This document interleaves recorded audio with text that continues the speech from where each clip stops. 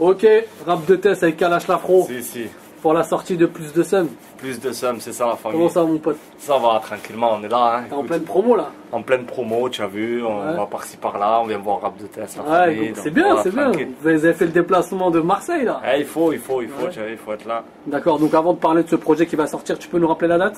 Le 21 novembre, Inch'Allah. Ouais, on va revenir un peu sur ton parcours, ce que tu as sorti avant. Ouais, Donc déjà, si je crois comprendre, je ne vais pas dire Marseille, normalement c'est Berlétan, non? Ouais, voilà, après c'est la banlieue marseillaise un peu, tu vois, c'est à côté de Marignane, là où il y a l'aéroport. Donc c'est un peu en dehors de Marseille, mais ça reste là dans l'agglomération marseillaise un peu, tu vois. D'accord. Voilà, rappeur de Berlétan. À la base, je rappelle avec mon groupe qui s'appelle Beretta, avec qui on a sorti deux projets, je crois. Hein. Deux projets, c'est ça, Rime de Zone, une mixtape en 2001 et un album en 2005 qui s'appelle Ancré dans le chargeur. D'accord. Suite à ça, j'ai enchaîné des projets en solo, donc il y a eu Ghettoven, Cracheur de Flammes, Légitime le Maxi, la mixtape Que du Seum. Et là, c'est le street album Plus de Seum. Et qu'est-ce qui a fait que tu as pris une tournure solo? Tu as laissé le groupe pour aller en... Si tu veux, moi j'ai toujours fait du solo, même quand j'étais avec le groupe. Après, ce qu'il y a eu, c'est qu'avec le groupe, il y a eu beaucoup de difficultés diverses. Tu vois, la première, ça a été qu'il y a eu l'incarcération d'un des membres du groupe. Donc, t'as fait à 3, c'était plus trop possible. En t'as fait à 2, c'était pas pareil. Donc, ça prenait beaucoup plus de temps de travailler avec le groupe. Moi qui suis un impatient dans la musique, j'ai foncé dans mes projets solo. Et ce que j'ai envie de dire, c'est contrairement à beaucoup de rappeurs marseillais, toi c'est pas vrai, parce que beaucoup de rappeurs IAM, c'est eux qui les ont un peu sortis de l'ombre. Toi c'est pas trop IAM, c'est plus DJ, le DJ de la FF, je crois. S'il y a quelqu'un qui m'a bien mis le pied à l'étrier, c'est Gel. Gel, ouais, c'est ça. Gel, DJ de la Funky Family. Voilà, il y avait une compile qui était sortie, il avait placé un son à toi, je crois déjà. C'est ça, à l'époque, la compile One Mic où il avait placé un son à moi, j'étais pas au courant et voilà, ça m'avait fait super plaisir à l'époque, tu vois. De fil en aiguille, on s'est rencontrés et il a venu commencer à tourner avec nous sur les concerts. Avec le groupe et ensuite avec moi en solo, donc voilà. Mais est-ce qu'on pourrait dire qu'aujourd'hui Kalash il faisait partie un peu du Possi Funky Family ou pas du tout parce que... Non, de là à dire que je faisais partie du Possi, non, parce que je pense que des gens comme Costello ou comme Venin étaient plus dans l'entourage de Funky Family. Moi c'était vraiment avec Gel, tu vois, c'était autre chose. Et puis après, bon, forcément, il y a des trucs qui se retrouvent avec FF, mais on peut pas... Parce que tu leur as quand même fait un gros son en 2006 sur leur album, tu peux nous parler un peu de ce son-là? Ce morceau-là, en fait, c'est fait un peu par hasard, c'est pas par hasard, tu vois, mais en fait, Gel avait l'habitude de placer des interludes sur chaque album de Funky Family. Et là, il avait envie de faire un truc un peu original, et puis vu que c'est quelqu'un qui aurait toujours aimé rapper, qui aurait aimé dire des choses, il a eu l'idée de faire intervenir quelqu'un à sa place qui rappe pour lui, en fait, tu vois. Et voilà, donc il m'a proposé de le faire, j'ai dit pourquoi pas essayer, j'ai fait un taf de journaliste un peu, tu vois, en lui posant des questions, tout ça. Et voilà, après j'ai écrit le texte, on a posé un studio, le studio où FF bossait l'album. On l'a posé, ça l'a fait, tu vois, les gars ils ont écouté, ils ont adhéré au truc direct, et puis voilà, ça s'est fait comme ça. C'est un morceau qui a pas mal tourné celui-là en plus de... Ouais, c'est un morceau qui m'a permis de bien enchaîner mes projets derrière. D'avoir une belle exposition, et juste avant, même avant ce projet, ce morceau-là, tu avais fait une apparition sur Street Tour en 2004. Ouais, exactement. Avec de mémoire, c'était Soprano et l'Algérino, il y avait le morceau Réseau Palal, je crois. C'est ça, exactement. Marre de piloter un car, je veux une vraie fin. La délinquance est dans les charts, j'ai vu le clip hier sur TF1. Conscience braquée, histoire consciente braquée. Complot et manigance font que la France va voter F1. Là, moi personnellement, c'est là-dessus que je t'ai découvert. D'accord. Et c'était un gros son, est-ce que tu peux nous parler de ce son, l'état d'esprit, comment est-ce que ça s'est... Très bon souvenir, Soprano m'appelle, me dit que Street Lourd lui ont proposé de faire un morceau en combinaison pour la compile, donc il avait pensé à moi, l'Algérino, ça m'avait fait super plaisir, surtout sachant qu'il y avait d'autres artistes autour de lui et que le fait qu'il pense à moi, tu vois, c'était une preuve de confiance, donc voilà, très bon souvenir, ça s'est très bien passé en studio, et puis le thème reflète bien ce qu'on pense tous les trois. D'accord. 2007, tu sors l'album Cracheur de Flammes, qui fait un peu référence à ta ville, je crois. C'est ça, un peu, ouais. C'est un peu ça, parce que c'est une grosse ville, il y a plein d'usines. C'est entouré par plein d'usines, donc il y a souvent des cheminées qui crachent des flammes. D'accord, donc c'était un peu un concept... c'était un peu ça, et puis un peu ma manière de rapper, ma manière de... ma philosophie un peu, tu vois. Et justement, comment tu décrirais ton style de rap aujourd'hui, Kalash l'Afro? Je pense que c'est un rap assez tranchant, assez impulsif. Engagé, hein, on pourrait dire quand même. Ouais, engagé, j'ai envie de te dire, pas si engagé que ça, je pense qu'il y a beaucoup plus engagé que moi en termes de rap. Je dirais que j'ai un rap un peu tout terrain, tu vois, j'essaie de toucher un peu à tout, que ce soit dans le flow, dans le texte, dans l'énergie que ça peut avoir. D'accord. Et le label 13e Art Musique alors, qu'est-ce que c'est aujourd'hui? C'est un label qui est... Donc tu es toi à la tête de ce label ou Si tu veux, jusqu'à Que du Seum, jusqu'à Légitime, j'étais sur le label qu'on avait monté nous-mêmes, qui s'appelait Baraka Music. Donc suite à ça, on avait envie de passer un cap, d'avoir d'autres moyens. C'est ce qui fait que j'ai signé avec le label 13e Art Music, qui est une structure qui se donne les moyens d'avancer, qui est assez motivée et ambitieuse, tu vois. D'accord. Donc ça s'est fait tranquillement.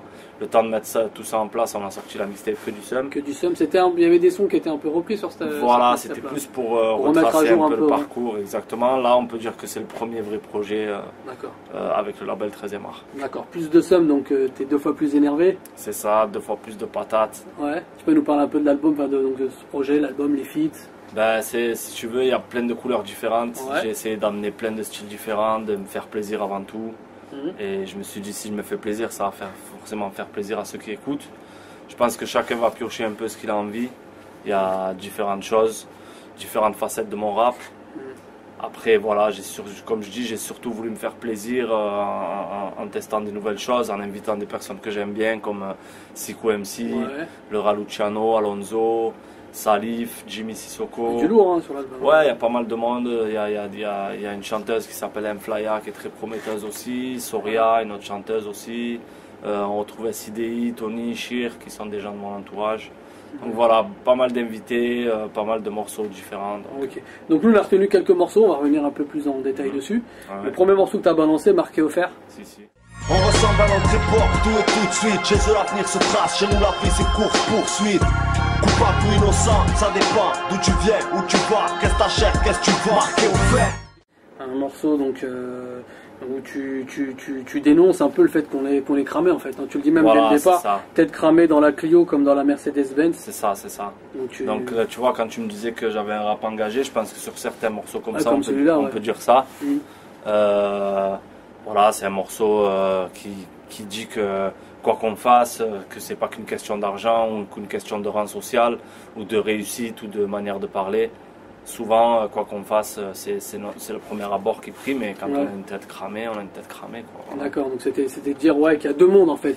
Exactement, je pense qu'il y a une société à 2 voire 3 vitesses. 3 vitesses. Et puis voilà, c'est un constat. Après, comme je dis dans le morceau, on n'est pas là pour se plaindre, on est juste là pour en faire le constat et pour essayer de changer les choses. D'accord. Après, tu as balancé le morceau J'apprends. Si. J'apprends la vie, j'apprends la mort, j'apprends les règles du jeu. Préviens la street, préviens la horde, revois la règle de feu. Mes parents m'emmerdent sur ma prod, c'est chez moi je fais ce que je veux. Mon son c'est mon univers, je leur avais promis la guerre. Donc ça c'est un morceau un peu plus ouvert, j'ai envie de dire. Ouais, un peu plus street, j'avais envie d'envoyer un truc un peu plus street, un peu plus rap, tu vois. J'apprends la vie, j'apprends la mort, j'apprends les règles du jeu. En plus tu chantes, je crois, sur le refrain. C'est ça. Donc comme je t'ai dit, sur ce projet-là, j'ai vraiment essayé d'amener de nouveaux trucs, d'essayer de nouvelles choses.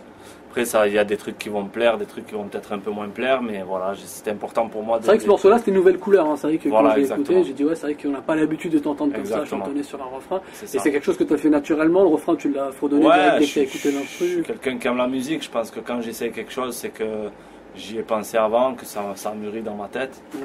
Après, voilà, il suffit de se donner les moyens d'y arriver, de travailler en studio, et je pense qu'on peut essayer d'amener de nouvelles choses. C'est important de se renouveler, je pense, de pas faire la même chose. Un gros morceau qui m'a mis une claque, moi, c'est État des lieux. Ça, c'est du Kalash dans toute sa splendeur. Voilà, ça, c'est du Kalash. Un morceau de 2 minutes 20, je crois, sans refrain. C'est ça. Et vraiment, État des lieux, c'est le titre.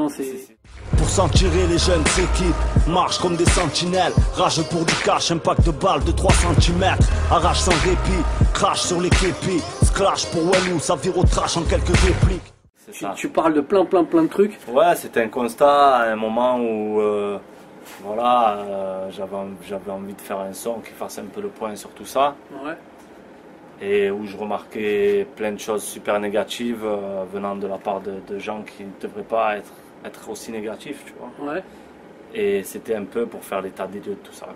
D'accord, et tu parles des petits frères, tu parles du rap, tu parles de la politique, tu parles de la société, de plein de choses. Et tout ça, c'était spontanément, tu l'as écrit d'un trait ou c'est... Très honnêtement, ouais, je suis quelqu'un qui travaille comme ça. Alors, bizarrement, quand je suis chez moi, que je me concentre, j'arrive pas trop. Alors que quand j'arrive en studio, qu'on me met l'instru et que je sais que je dois poser dans 1 heure, j'y arrive, donc voilà, j'ai écrit ça comme ça. Ok. Dernier morceau hein, donc qu'on a retenu, c'est le morceau avec Sicko MC. J'ai envie de dire gros morceau, gros feat, gros clip. Comme un citon, les rappeurs font les fous, Kalash et MC comme des miettes pour les pigeons, c'est pour les cassos, mais pour les petites folles. On peut mettre gros dans tout et puis c'est 6 tonnes, par exemple, le titre de l'album. Voilà, c'est ça, 6 tonnes, il fallait arriver avec du lourd. Ouais. Donc Sicko MC, tout de suite, t'as pensé au feat, tu t'es dit, ouais, lui, il faut faire un truc lourd, vraiment. Alors, je vais être honnête avec toi, on a réfléchi au thème, tout ça. Ouais. On a choisi l'instru ensemble, on a décidé de faire un morceau qui soit un peu comme ça, tu vois, un peu sportif. Et l'idée de 6 tonnes est venue avec le refrain que Sicko a fait en fait. D'accord. Lourd comme un 6 tonnes. Ah, c'est lui qui l'a écrit le refrain? Voilà, le refrain c'est lui qui l'a écrit. Parce qu'on l'entend plus toi sur l'enfant, lui on l'entend plus en voix, on va dire. Alors si tu veux, il a écrit les premières phrases, on a écrit ensemble la suite, tu vois, il avait l'idée d'accroche. Et puis voilà, suite à ça... Et l'idée du clip, donc t'as vraiment fait déplacer du lourd en plus hein, dans le clip. Ouais, ben il fallait, tu as vu, on a fait ça bien. À Marseille, c'est Sicko qui est descendu Ouais, c'est Sicko qui est descendu sur Marseille, qui est descendu, on a fait ça tranquillement. Ouais. Ok. Est-ce que tu aurais le mot de la fin à rajouter pour l'interview Rap de Tess? Ben écoute, gros big up à Rap de Tess, Kalash l'Afro, Marseille, 2011, 2012, 2013, 2014, jusqu'à va savoir. on est là, on va représenter, on va envoyer des rafales à la famille. Ok, à bientôt, Inch'Allah. Comme un citon, les rappeurs font les fous, Kalash et MC comme des miettes pour les pigeons, c'est pour les cassos.